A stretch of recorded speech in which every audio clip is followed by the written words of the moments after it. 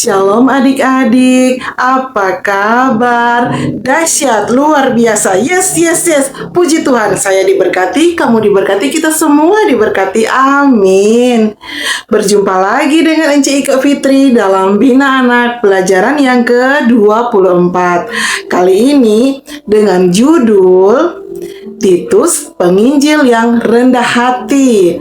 Pembacaan Alkitab kita terdapat di dalam Kitab Perjanjian Baru, Titus pasal 1 ayat 1 hingga ayatnya yang ke-6. Adik-adik, kalau pada minggu yang lalu kita belajar tentang penginjil yang jujur, yaitu siapa adik-adik? Nathanael. Nah, ada juga Filipus, penginjil yang ramah. Nah, saat ini kita akan belajar tentang Titus, penginjil yang rendah hati. Mau tahu ceritanya? Mau tahu? Nah, Ence Ika ajak kita untuk duduk manis, siapkan Alkitabnya. Namun sebelumnya, Ence ajak kita untuk berdoa mohon pimpinan kuasa Roh Kudus Tuhan. Kita kunci tangan, ya, tutup mata, tunduk kepala, kita berdoa. Tuhan Yesus, sahabat anak-anak, terima kasih Tuhan, kalau saat ini kami boleh ada semua karena kita Tuhan di dalam kehidupan kami. Kami mengucap syukur Tuhan, kembali lagi saat ini kami akan belajar tentang pribadi-Mu. Tolong kami Tuhan untuk boleh mengerti apa yang akan kami belajar saat ini. Dan terlebih tolong kami untuk menjadi pelaku firman-Mu. Engkau memberkati hamba-Mu yang akan menyampaikan pembelajaran kali ini, biar kiranya boleh seturut dengan kehendak-Mu. Tuhan Yesus, kami berdoa, ampuni salah dosa kami yang kami perbuat melawan kehendak-Mu. Di dalam nama Tuhan Yesus Kristus, yang adalah Tuhan dan Juru Selamat kami berdoa. Haleluya, amin. Nah, adik-adik yang diberkati Tuhan, kita siapkan Alkitab, kita buka bersama-sama di dalam Kitab Perjanjian Baru, Titus pasal 1, ayat 1 hingga ayatnya yang ke-6.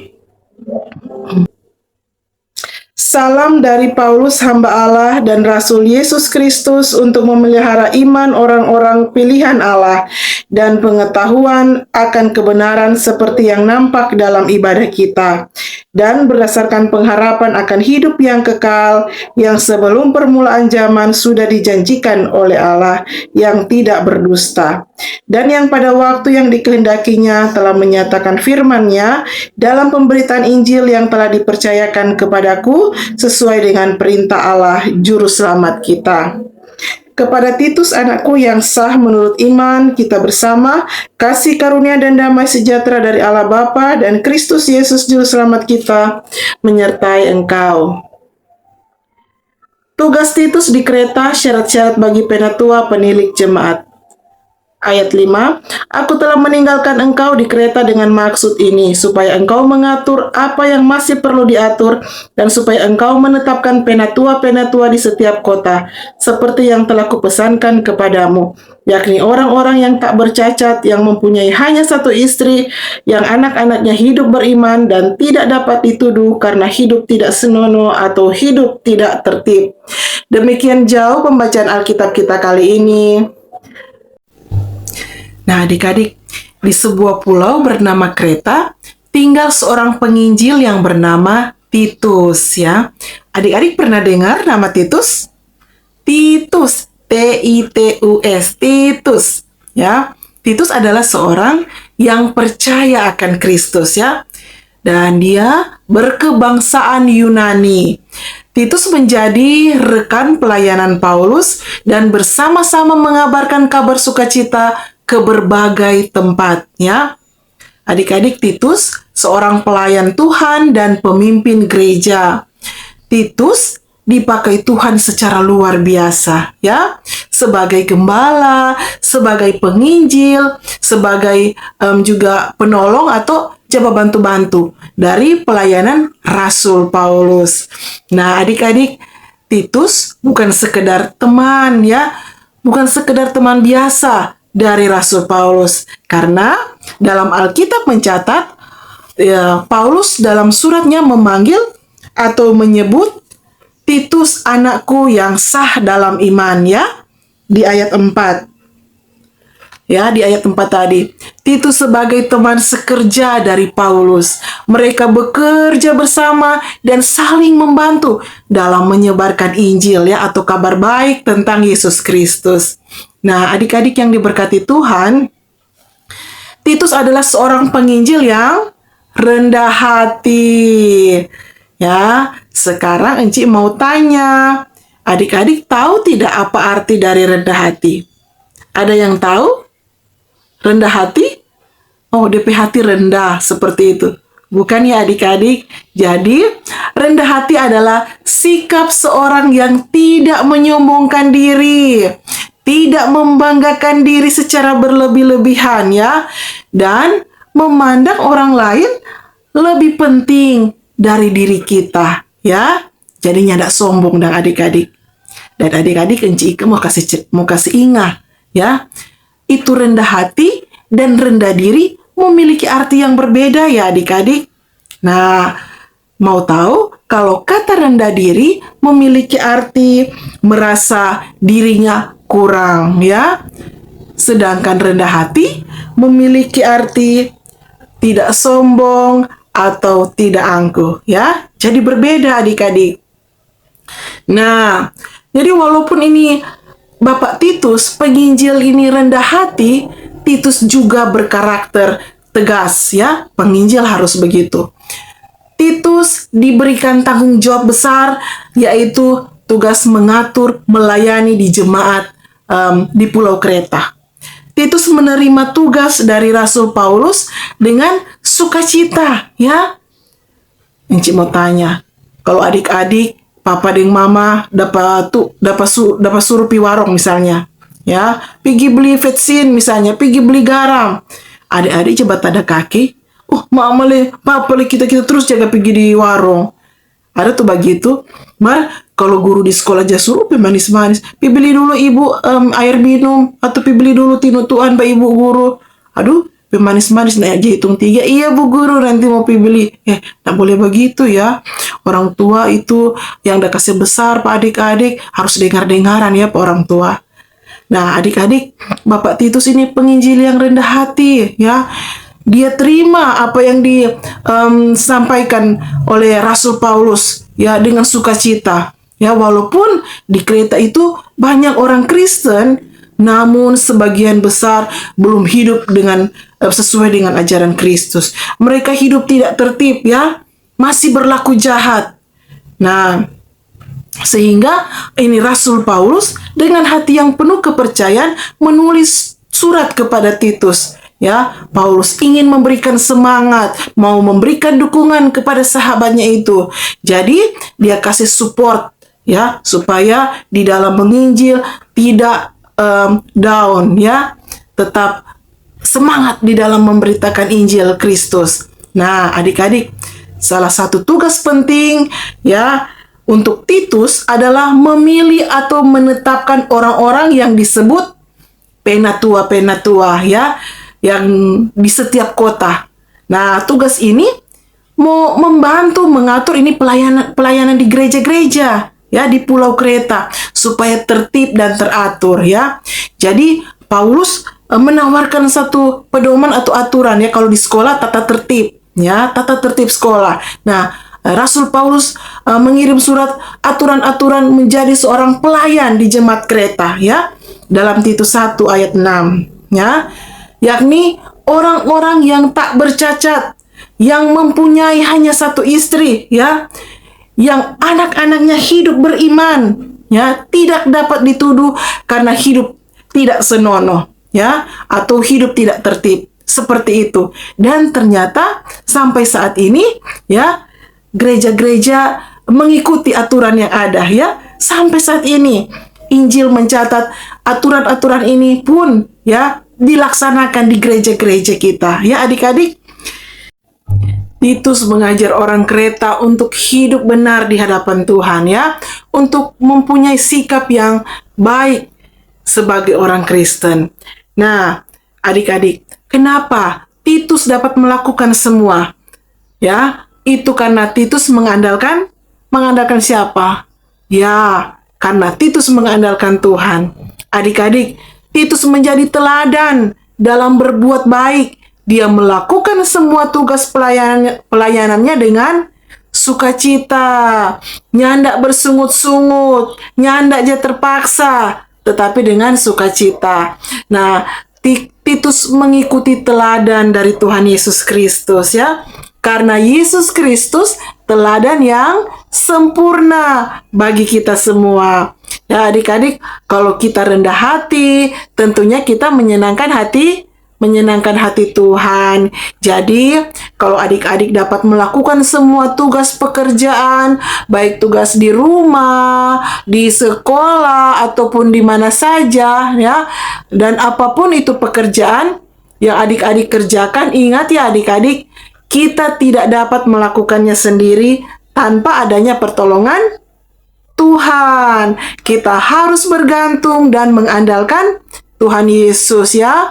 Kalau adik-adik punya cita-cita ya, terus adik-adik orangnya pinter, so sekolah tinggi-tinggi ya, orang Manado bilang so tabae, kong so jadi orang sukses ya, banyak doi, tetaplah rendah hati ya adik-adik, supaya lewat karakter atau kelakuan adik-adik yang nyandak sombong ya, banyak orang yang mau mengenal Kristus lewat sikap hidup kita setiap hari ya, lewat kerendahan hati kita, kebaikan kita, orang mau mengenal Kristus ya. Ya, dan jangan mudah menyerah, harus bertanggung jawab, iya tuh. Nah, coba misalkan adik-adik, ini penginjil Titus, kong dia sombong, ya. Dia merasa lebih hebat, dia merasa paling betul dari yang lain, ya. Tak salah kuat, belum so lempar akang batu, iya tuh. Dorang yang ndak mau badengar apa tuh penginjil Titus ada sampaikan, ya. Karena adik-adik, dia rendah hati, ya. Jadi, dorang mendengar apa yang disampaikan. Padahal jemaat di sana susah diatur ya adik-adik. Tetapi ternyata kerendahan hati dapat mengubah, memperbaiki semuanya dari cara hidup yang nyandak baik, ya, yang tidak baik menjadi baik ya. Titus dapat menjadi teladan bagi jemaat di Pulau Kreta ya, bagi kita semua. Tuhan Yesus menghendaki kita sebagai orang percaya memiliki kerendahan hati ya. Tuhan Yesus sudah memberikan teladan bagaimana orang mesti hidup rendah hati ya, yaitu saling mengasihi, saling mengampuni, saling menerima, mengakui itu satu punya kelebihan ya, maupun kekurangan orang lain. Nah, sekarang maukah adik-adik hidup rendah hati atau nih mau mengalah ya, egois? Ya, di rumah kakak adik bebakalai, ya. Ada yang begitu? Bagaimana sedangkan di rumah kakak adik, ya, nak baku-baku dengar, ya. Kalau so di luar, udah so minta oleh bagaimana keadaan. Karena semua mulai dari keluarga adik-adik ya. Karena keluarga sebagai tempat orang melatih orang pediri untuk rendah hati ya, menghadapi tuh kakak pekalakuan, adik pekalakuan ya. Jadi beritakan kabar baik lewat kelakuan kita setiap hari di rumah sebagai lingkungan terkecil dari masyarakat. Nah, baru di sekolah ataupun di mana saja adik-adik pergi dan berada. Kalau kita rendah hati, orang-orang apa? Suka batamang atau janda? Pasti orang suka batamang, sadar batamang nih orang model begitu. Karena adik-adik nyanda merasa lebih tinggi atau lebih pintar atau lebih penting dari orang lain. Jadi orang-orang rasa asik mau batamang dengan orang, iya toh? Nah, coba mau batamang dengan orang sombong. Nyanda mau tuh orang kalau batamang dengan orang sombong, nyanda mau bakase, pelit, makang puji, iyo apa-apa dia jujur semua, dia jujur punya dunia. Tuh, orang semua nak suka batamang dengan orang yang egois, yang sombong. Nah, orang semua manusia yang penuh keterbatasan sama di mata Tuhan. Orang butuh teman, masih butuh orang lain ya. Jadi orang harus rendah hati ya. Sama dengan ibarat ya, Enci kasih contoh ya. Balon Ya, kalau orang tiup-tiup terus itu balon, tiup-tiup balon apa? Ya, pasti dia akan pecah ya. Kalau orang terus membanggakan diri dan memandang rendah orang lain, sifat sombong dan makan puji itu akan menghancurkan hidup adik-adik ya. Seperti contoh tadi yang balon Encik sampaikan tadi ya. Kalau orang tiup terus-menerus akan hancur dengan sendirinya ya. Jadi, kalau misalnya kita terus-menerus membanggakan orang pediri ya, sama dengan tuh balon tadi, dia akhirnya pecah dengan sendirinya ya. Tetapi kalau kita mau menghilangkan kesombongan kita dengan kerendahan hati, ya, orang harus mengeluarkan angin yang ada di balon, harus meninggalkan kesombongan, meninggalkan orang keegoisan ya, supaya orang hidup rendah hati ya, seperti itu adik-adik. Nah, karena di Alkitab juga ada ayat yang mengatakan keangkuhan merendahkan orang, tetapi orang yang rendah hati menerima pujian. Ya, Amsal 29 ayat 23. Ya, Amsal 16 ayat 5 juga mengatakan, setiap orang yang tinggi hati adalah kekejian bagi Tuhan. Sungguh ia tidak akan luput dari hukumannya. Adik-adik, so tahu toh tempat hukuman yang disediakan bagi orang-orang yang sombong. Ya, karena itu jadilah pribadi yang rendah hati. Dengan demikian, terpujilah firman Tuhan. Amin. Nah, adik-adik, saat ini kita akan masuk di dalam ayat hafalan ya. Ayat hafalan kita kali ini terdapat di dalam kitab Amsal. Amsal 29 ayat yang ke-23. Demikian bunyinya. Keangkuhan merendahkan orang, tetapi orang yang rendah hati menerima pujian. Ya. Demikian Bina Anak kita kali ini sudah selesai. Kita akan akhiri dengan berdoa. Untuk itu, kita tunduk kepala, kunci tangan, kita berdoa. Tuhan Yesus, terima kasih karena saat ini kami boleh belajar lagi tentang pribadi-Mu lewat Bina Anak ke-24. Bagaimana menjadi seorang penginjil yang rendah hati. Tolong kami Tuhan, bukan hanya menjadi pendengar, tetapi menjadi pelaku firman-Mu, menjadi pribadi-pribadi yang rendah hati ya Tuhan. Sehingga lewat sikap hidup kami, tingkah laku kami, perbuatan kami, tutur kata kami, Tuhanlah yang dimuliakan dan banyak orang mau mengenal pribadi-Mu lewat sikap hidup kami. Tuhan Yesus memberkati hamba-Mu, biar kiranya Engkau mampukan terus untuk boleh menyampaikan pembelajaran demi pembelajaran seturut dengan kehendak-Mu. Sehingga lewat pembelajaran Bina Anak yang ada, banyak yang boleh diberkati dan Tuhanlah yang dimuliakan di dalamnya.